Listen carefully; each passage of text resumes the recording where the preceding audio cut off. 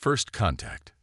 The emergency beacon pulsed in harsh red bursts across Ren Takeda's monitoring station, shattering the peaceful routine of his evening shift. He blinked twice, confirming what he was seeing. An unregistered craft had breached Outpost Horizon's atmosphere and crash-landed somewhere in the Northern Highlands. Control, this is Research Station 5. I'm picking up a downed vessel approximately 18 kilometers northeast of my position. Anything on your scanners? Ren asked, already reaching for his emergency pack. Static crackled through the comms before a response came. Negative, Station 5. Atmospheric interference is heavy tonight. Could be debris or a false reading. Ren frowned at the dismissal. 3 years stationed on this remote exoplanet had taught him to trust his equipment and his instincts. I'm heading out to investigate. Protocol states that potential first contact scenarios require immediate human assessment. Ren finished, pulling on his environmental suit. I'll maintain radio contact. Before Control could object further, Ren sealed his helmet and stepped into the airlock. Minutes later, he was racing across the violet-tinged landscape on his terrain vehicle. Scanners pointed toward the faint smoke trail visible against the planet's perpetual dusk sky. The crash site came into view as he crested a ridge. A sleek vessel unlike any human craft he'd seen before, its hull carved with what appeared to be ceremonial patterns now marred by plasma burns. Half buried in the rocky soil, the ship's midsection had been torn open, its contents spilling out into the alien landscape. Ren approached cautiously, his xenobiologist training kicking in. This was precisely why he'd volunteered for this remote assignment.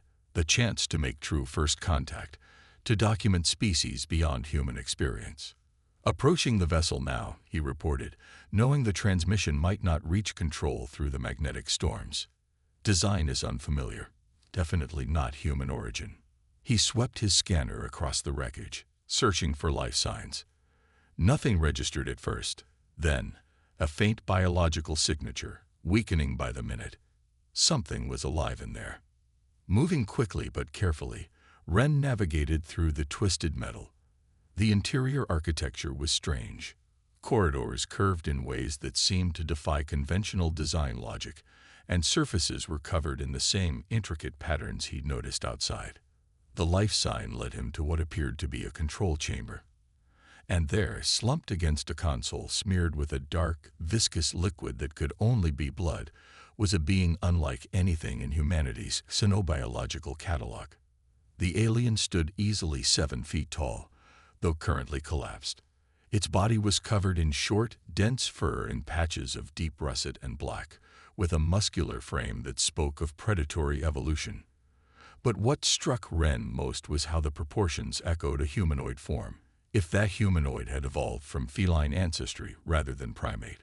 A female, Ren guessed, based on secondary characteristics, though he knew human gender concepts might be meaningless here. Her face combined human-like features with distinctly feline attributes, a slightly elongated jaw filled with sharp teeth, a broader nose and eyes, now closed in pain, set wider than a human's. Her ears, pointed and tufted, lay flat against her skull. Most alarming was the wound across her abdomen, a deep gash that leaked that same dark fluid onto the deck plates. Found a survivor, Ren reported tersely, medical training overriding scientific curiosity. Humanoid, severely injured. I'm initiating emergency field treatment. He approached slowly, hands visible, though the alien appeared barely conscious. I'm here to help, he said, knowing the words meant nothing but hoping his tone might convey his intent.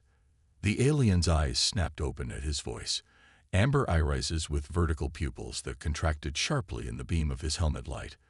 A low growl emanated from her throat, and despite her injuries, her hand shot out with alarming speed to grip Ren's wrist. Razor-sharp claws extended from her fingertips, pressing against his suit but not puncturing the material. The message was clear: threat assessment in progress. Ren remained still, maintaining eye contact despite his racing heart. I'm a doctor, he said, slowly reaching toward his medical kit with his free hand. You're injured. "Let me help you." Something in his voice or demeanor must have registered, because the alien's grip loosened slightly. Her eyes remained fixed on him, pupils dilating as she seemed to study every detail of his face. Working methodically, Ren applied emergency biofoam to the wound, sealing it temporarily while he assessed for other injuries. The alien's physiology was remarkably similar to terrestrial mammals in some respects, clear evidence of convergent evolution. She watched his every move, occasionally making sounds that might have been language, guttural clicks and rumbling vocalizations his translator couldn't process. "I need to move you to my research station," Ren explained, knowing she couldn't understand but continuing anyway. "It's not safe here, and you need proper medical attention." The alien struggled to stand, proud even in her wounded state. Ren offered support, surprised when she accepted it, leaning her considerable weight against his shoulder. Her fur was surprisingly soft against his exposed neck, carrying a scent like warm spices and ozone. The journey back to his research station was arduous. The alien was heavy, and though she tried to support her own weight, her strength was clearly fading. By the time they reached the station, her breathing had become shallow and rapid. "Control, I've returned with the crash survivor," Ren reported as they passed through decontamination. "Alien life form, humanoid, female presenting. Critical condition requiring immediate medical intervention." "Takeda, you've violated at least 7 protocols," came the sharp response. "Quarantine procedures dictate. She'll die without treatment," Ren cut in. "I'm invoking emergency medical override. Full report to follow." He guided the alien to his medical bay, a small but well-equipped facility designed for human patients, but adaptable enough for xenobiology work. The alien sank onto the examination table, her amber eyes never leaving Ren as he gathered supplies. Hours passed as Ren worked to stabilize her condition. The wound appeared to be from an energy weapon, its edges cauterized, but the internal damage extensive. He administered broad-spectrum antibiotics, hoping they wouldn't prove toxic to her system, and used regenerative gel to promote tissue healing. Throughout it all, the alien remained conscious, watching him with an intensity that was unsettling. Occasionally, she would reach out to touch his arm or face, as if confirming he was real. When he finally stepped back, exhausted but satisfied that she would survive, the alien made a series of sounds, different from her earlier vocalizations, more deliberate. "I'm sorry," Ren said, shaking his head. "I don't understand your language." The alien frowned, then slowly raised a clawed hand to tap her chest. "Kivira," she said, the sound clear and distinct. Ren's eyes widened. "Your name." "You're Kivira." "Kivira," she confirmed, then pointed at him, head tilted in question. "Ren," he responded, touching his own chest. "Ren Takeda." "Ren," she repeated, the name rolling with an extra emphasis on the R sound. She nodded once, seemingly satisfied with this exchange, then reached out to grasp his forearm. Before Ren could react, Kivira had drawn a sharp claw along his skin, not deep enough to truly wound, but enough to draw a thin line of blood. She then pressed her own arm against his, mixing their blood. "What are you?" Ren began, startled by the action, but stopped as Kivira placed her other hand on his shoulder, her expression solemn. In her language, she spoke a series of words that sounded ceremonial formal. The translator remained silent, unable to process her speech, but something in her manner suggested significance. "Kivira," she said again, then touched his chest. "Ren." She drew their joined arms up between them, making a gesture that seemed to bind them together, then nodded firmly as if concluding a ritual. Confused but unwilling to cause offense, Ren nodded back. Whatever cultural exchange had just occurred, he would need to document it carefully. First contact protocols emphasized respecting alien customs, even when they weren't understood. As dawn broke over the research station, Ren checked Kivira's vitals one final time before allowing himself to rest. She had fallen into what appeared to be healing sleep, her breathing steady and strong. He didn't yet understand what had happened between them, or what the blood ritual meant. But as he watched her sleep, Ren knew his life had changed irrevocably.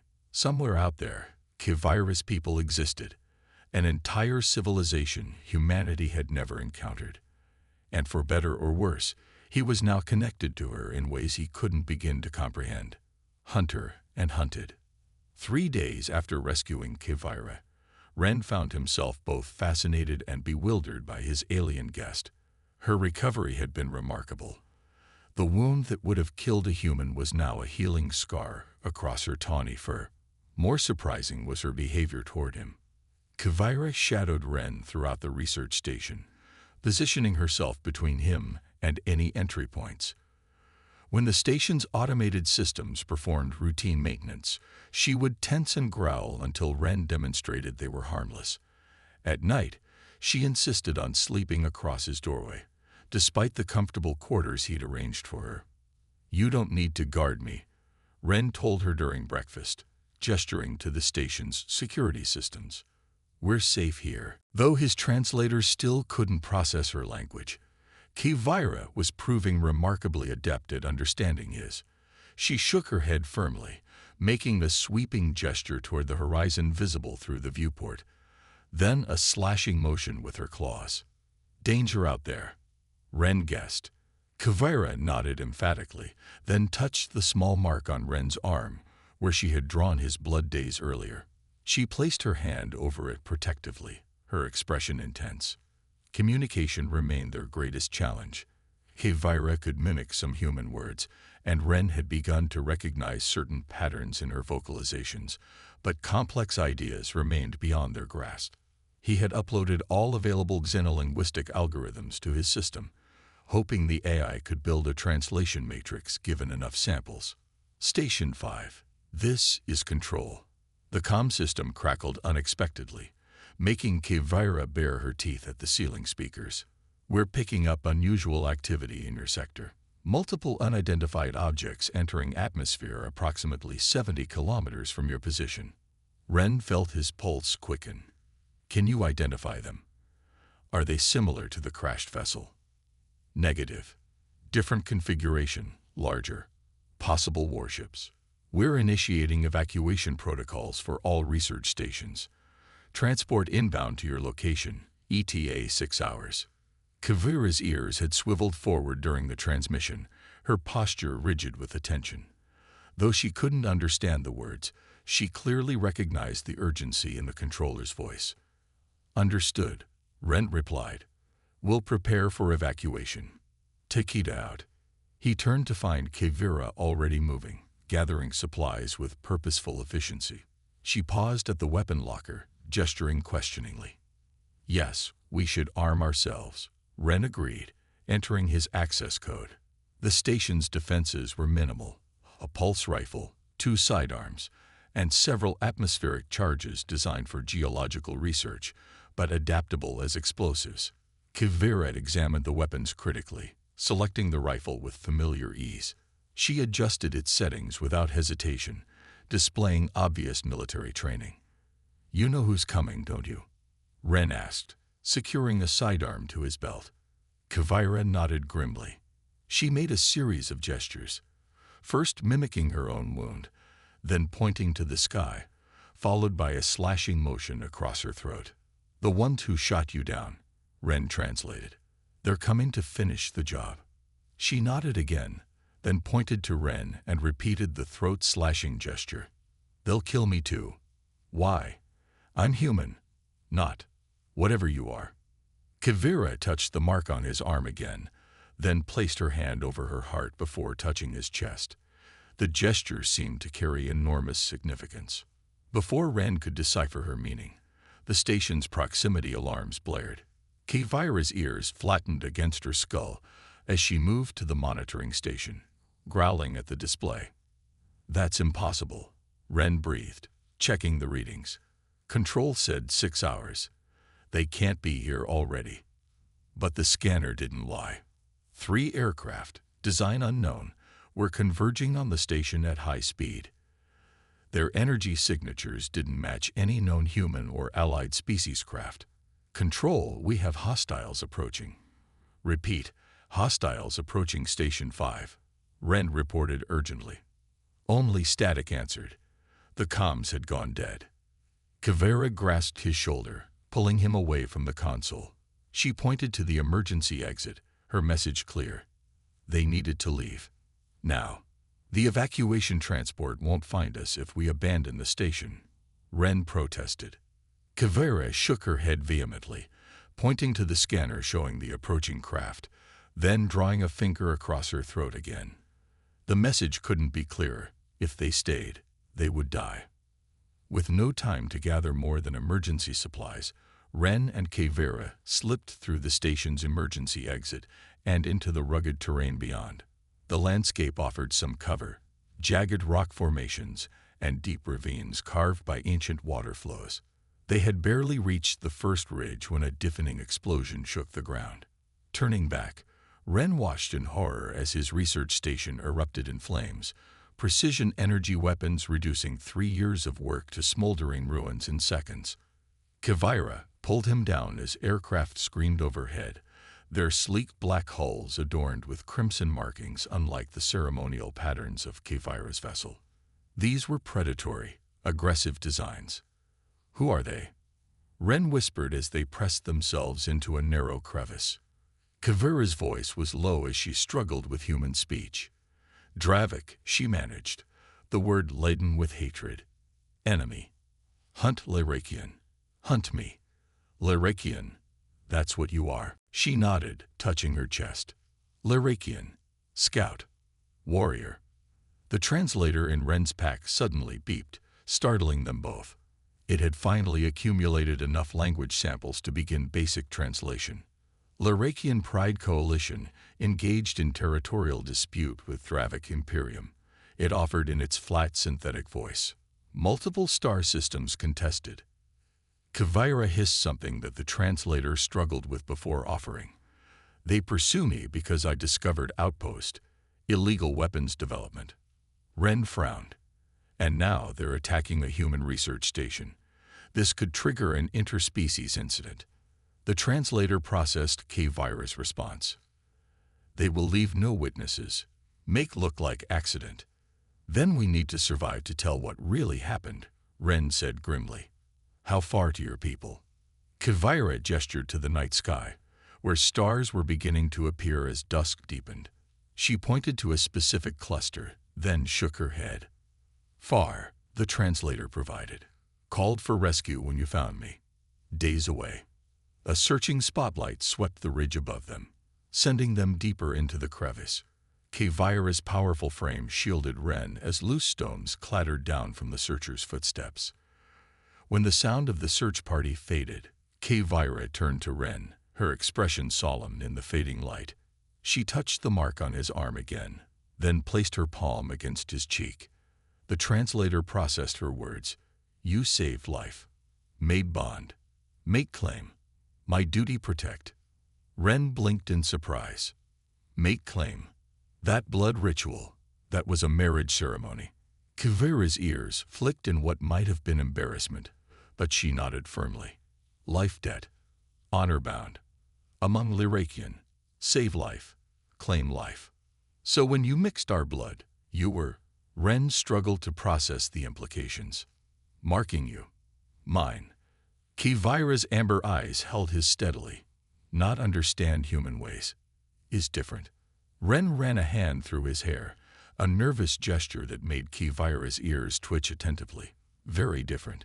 Humans don't typically claim mates through blood rituals with people they've just met. Kivara seemed to consider this. Head tilted. Mistake made. Before Ren could answer, the sound of approaching aircraft had them moving again, deeper into the highlands. The conversation would have to wait.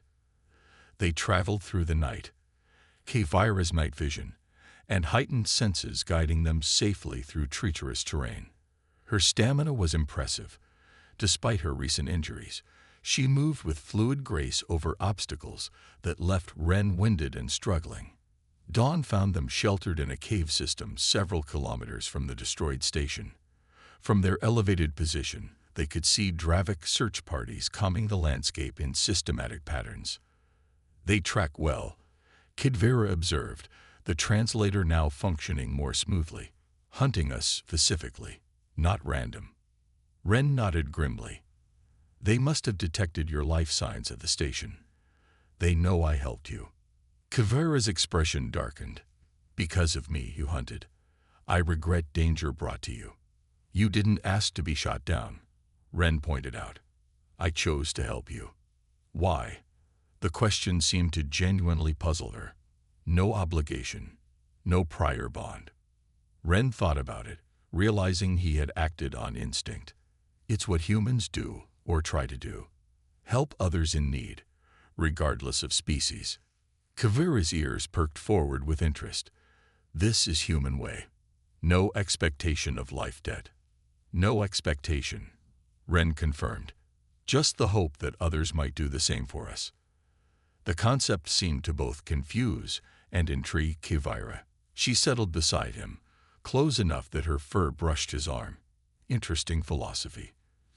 Different from Lyrakian way. We believe all debts must be paid, all bonds honored. Even mate bonds formed through misunderstanding. Ren asked, returning to their interrupted conversation. Kavira's tail flicked thoughtfully. Bond is bond. But she hesitated, searching for words. Can be negotiated.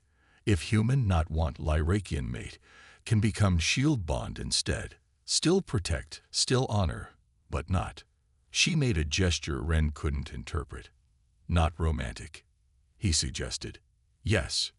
Not mate share, just protection. Ren felt an unexpected twinge of disappointment, which he quickly dismissed as inappropriate given their precarious situation. Let's focus on surviving the next few days, he said. Then we can figure out cultural translations. Kavira nodded, but her hand briefly covered the mark on his arm, a possessive gesture that sent an unexpected warmth through Ren's chest. Outside, the Dravik hunting parties continued their methodical search, and somewhere up among the stars, both human reinforcements and Lyrakian rescuers were racing toward the planet, unaware they were about to converge on a potential flashpoint between three species. The Bond. The abandoned communications relay stood like a skeletal sentinel on the highland plateau, its dish arrays silhouetted against the amber sky. After 5 days of evading Dravik search parties, Ren and Kavira had finally reached their destination, a facility with enough power and equipment to potentially contact either human forces or Lyrakian ships. Looks powered down but intact, Ren observed, scanning the structure through binoculars. No signs of Dravik activity. Kavira sniffed the air, her sensitive nose providing information beyond human senses. No recent scent. Station abandoned long time. They approached cautiously nonetheless, Kavira taking point with the pulse rifle while Ren covered their rear. The past days had forged them into an effective team, her combat training complementing his technical knowledge, her strength balancing his endurance limitations in the harsh environment. The relay station's entry required Ren's security clearance, but once inside, they secured the perimeter before focusing on the communications array. Power cells at minimal capacity, Ren reported, assessing the control systems. We've got maybe one shot at a transmission before we drain them completely. Kavira nodded, understanding the stakes. Who call? Your people or mine? It was a question Ren had been pondering throughout their journey. Human evacuation forces might be closer, but they weren't equipped to handle Dravik warships. Lyrakian vessels would have the firepower needed, but could arrive too late. Both, he decided. I'll configure a dual-band transmission, one on human emergency frequencies, one on whatever Lyrakian channel you specify.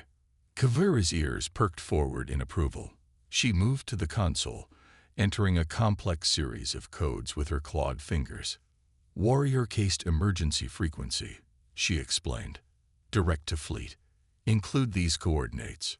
She pointed to a star chart indicating their position.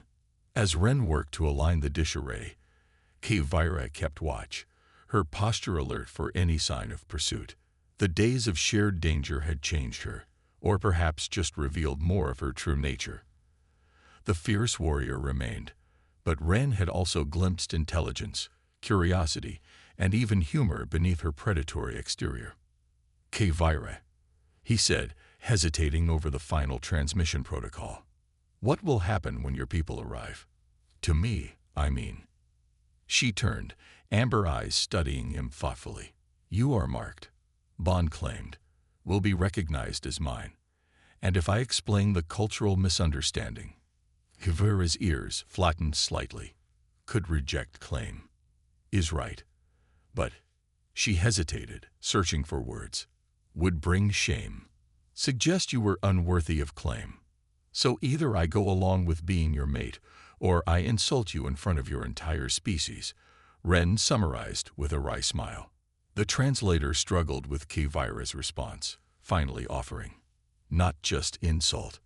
Question honor. Question judgment. I claimed human as worthy of Lyrakian warrior. If human rejects, suggests Lyrakian cannot recognize strength. Ren leaned back from the console, considering the implications. In human culture, relationships, mate bonds, develop over time, through mutual understanding and choice. Kevira moved closer, her tail swishing thoughtfully. Have fought together. Survived together. Shared food, danger, shelter. She gestured to the mark on his arm. Bond already growing, yes. Not just ritual. Real connection. Before Ren could respond, the console chimed. The array had aligned, ready for transmission. We'll figure it out, he promised, activating the emergency beacon. First, let's make sure we survive long enough to have cultural misunderstandings. The transmission went out, a compressed data packet detailing their situation, the Dravik presence, and their coordinates, broadcast on both human and Lyrakian frequencies. Whether anyone would receive it in time remained to be seen. They had just powered down the console when Kevira suddenly tensed, ears swiveling toward the northern entrance. Dravik, she hissed, moving toward the window. 3 vessels approaching. Ren joined her, spotting the now familiar black aircraft with crimson markings. They must have detected our transmission, or tracked our path here, Kevira suggested grimly. Station isolated. Good place for final hunt. We need to hold them off, Ren said, mind racing through their limited options. How long until reinforcements could arrive? Kevira's calculations were quick. Lyrakian patrol nearest system, still hours away. Your people unknown. Ren surveyed the relay station's layout. The structure wasn't designed for defense, but its elevated position and limited access points gave them some advantages. We can create choke points, he decided. Use the atmospheric charges to collapse the main entrance after they're inside. Force them to come through the narrow corridors where numbers don't help them. Kevira nodded approvingly, her warrior training recognizing sound strategy. I take North Corridor. You East. Last stand in Central Chamber if needed. They worked quickly, setting traps and barricades as the Dravik vessels landed a few hundred meters from the station. Through the windows, Ren caught glimpses of their pursuers, tall, scaled humanoids with elongated cranial structures, moving with cold precision as they deployed in standard military formation. Their weapons, Ren asked, checking the detonator for the atmospheric charges. Energy-based. Yes. Plasma rifles. Armor-piercing. Kevira demonstrated a blast impact with her hands. Hide from direct fire. The first Dravik soldiers breached the outer doors just as Ren and Kevira took their positions. A moment of tense silence followed, then the sound of methodical movement as the enemy advanced through the entry hall. Ren waited until the footsteps indicated maximum concentration of forces, then triggered the charges. The explosion was deafening, the entire station shaking as the entrance collapsed in a cloud of dust and debris.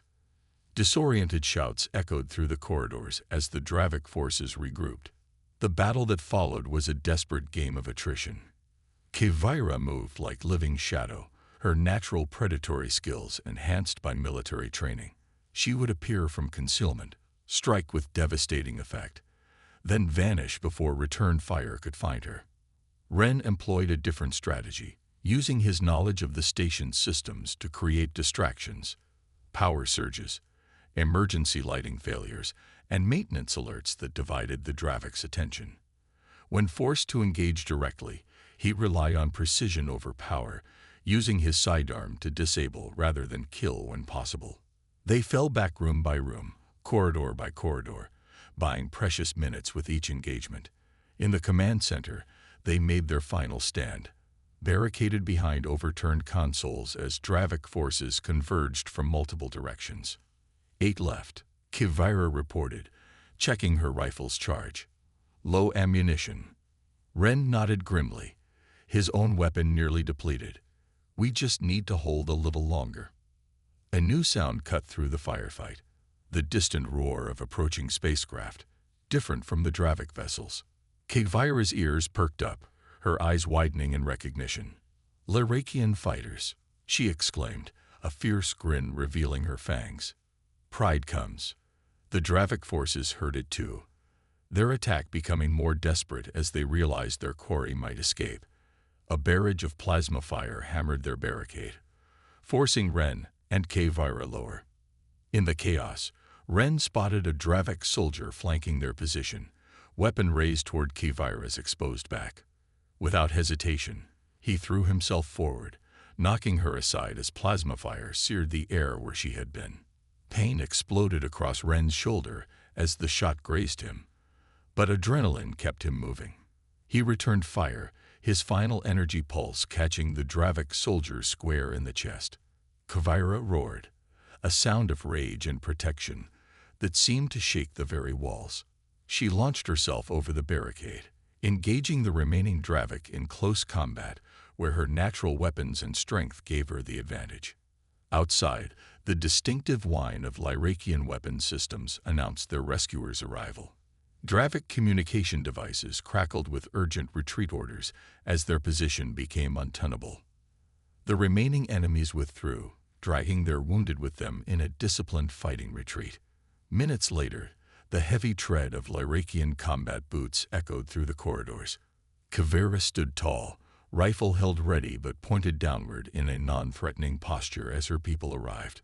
The Lyrakian soldiers who entered the command center were variations on her form, taller, shorter, different fur patterns and coloration, but unmistakably the same species. Their leader, a massive male with silver-streaked black fur and ritual scars across his muzzle, stepped forward. His eyes moved from Kivira to Ren, narrowing when he noticed the mark on the human's arm. In the Lyrakian language, he addressed Kivira with what sounded like a question. Her response was proud, unwavering, one clawed hand moving to rest on Ren's uninjured shoulder. The translator, damaged during the fighting, struggled to keep up. Scout Kivira, reporting mission successful. Discovered Dravik weapons facility. Was shot down. This human, Ren Takeda, saved life. My bonded. The Lyrakian commander looked skeptical, studying Ren with obvious doubt. He spoke again, his tone challenging. Commander questions bond. Kivira translated herself, the translator having failed completely. Says human too small, too soft, not worthy of warrior caste.